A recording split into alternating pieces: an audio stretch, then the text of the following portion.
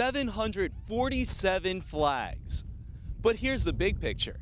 It's the same American flag that these veterans all served under. Now take a look behind me. There's nothing left here but charred rubble. Now just a quick recap. Here's what we do know. One person is dead tonight as a result of this train accident. Eyewitnesses say it was a matter of minutes before the flames from the speakeasy spread to the structure next door. Another indication of how severe the weather was here in Jennings. Take a look at this sign. It was busted out like so many others. Each of the ornaments hung on the Tree of Life has a unique story, including this one that was hung by Jaleesa Granger's mom. Not only were people using their gloves and jackets to stay warm, but they were also using their beads. When the teens hit the field, they're either wearing blue or white, but the Tiger Sharks created special jerseys with Dylan's name on the back, all in honor of him.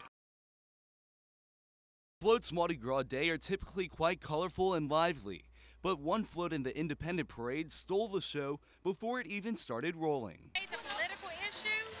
It has nothing to do with Mardi Gras. The float features a cutout of the Independent Weekly publisher Sherry Fisher May, holding a steering wheel with a banner below which reads, quote, "Caution, float driven by Sherry Fisher May," end quote. The picture and banner refer to May's DUI arrest. Police say Erin Fitzgerald, Fisher's stepdaughter, ripped the banners from the float. That's when witnesses say Lafayette developer Glenn Stewart confronted her.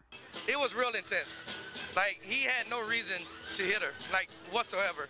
You know, just because she tore down the banner, that doesn't give you the right to hit a woman. Like, you know, slap, push, whatever, and just cold clocked her, man. Police say the punches started between two men, Glenn Stewart and John St. Julian, who was identified to us as her stepfather. Police say Fitzgerald was caught in the middle and got punched. Do you have any comment? If we got vandalized, it's all good because we forgive. Our statement was given to the police. Stewart had no comment Tuesday. However, in an interview with KTC last year, he was willing to explain his case. I'm just trying to make a point and give the publishers of Independent a dose of their own medicine and see how it feels to be accused of something. In Lafayette, Chris Welty, KTC TV3. Jim, thankfully there was not a robbery here earlier this afternoon, but one customer inside this Capital One behind me received quite the scare. I was on my way to an assignment around noon and saw a lot of police activity at the bank and pulled over to check it out. A customer told me she and a coworker were going to make a transaction, and when they walked inside, the bank was empty. Now, moments after they were inside, the alarm started going off, and she immediately called 911. Looked around, asked for anybody. We didn't see anybody. We walked out and the alarm went off. We called the police to come and check the bank. I mean, what goes through your mind knowing that bank's unlocked? It was a scary thought. We didn't know if somebody was in there hiding, robbing a bank or not. Scary thought, scary feeling. Now, some banks are open on Saturdays, but this particular branch of Capital One is only open Monday through Friday. I did speak with Lafayette PD, and they say at this time it just appears that somebody forgot to lock the door. Reporting in Lafayette, Chris Welty, KTC TV3.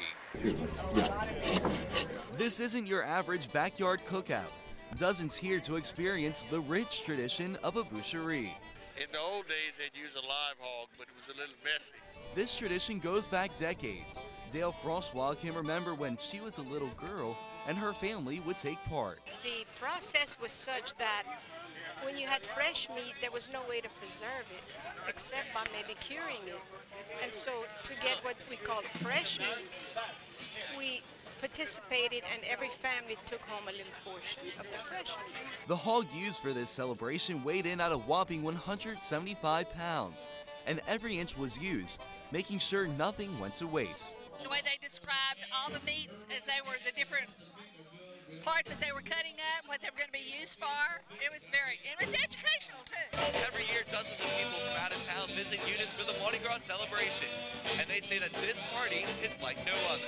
Sounds nasty. But it tastes good, right? Tastes way good. Smells good. These girls visiting from Utah, they'll be back for more. Among the out-of-towners, the Barker family from Austin. Well, we can't describe it. It's just indescribable. But lots of fun. Well, the seasonings, the spices, the music, the atmosphere, the celebration, the fair celebration, it's great. A tradition embedded deep in Cajun roots. On that, Miss, I say bon. In Eunice, Chris Welty, KTC TV3. Hey, As the Tiger Sharks youth soccer team hit the field at Moore Park Saturday, they also took a knee during a moment of silence to remember their teammate Dylan Gary. 1, 2, 3. Dylan!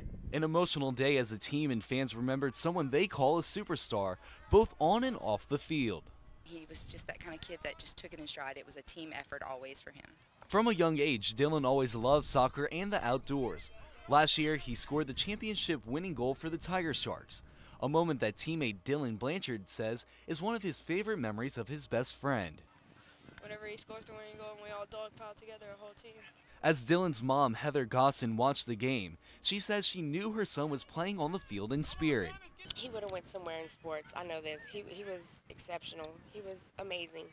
When the teams hit the field, they're either wearing blue or white, but the Tiger Sharks created special jerseys with Dylan's name on the back, all in honor of him. We went back to our old school, as they say, Red Tiger Sharks. And being back on the field, which Dylan loves so much, brought back lots of memories as family and friends tried to understand why this would happen. He better have one heck of an important duty up there to be taken so young, because I just don't think it's fair. But it happens. It was his time if it was his time. In Lafayette, Chris Welty, KTC TV3.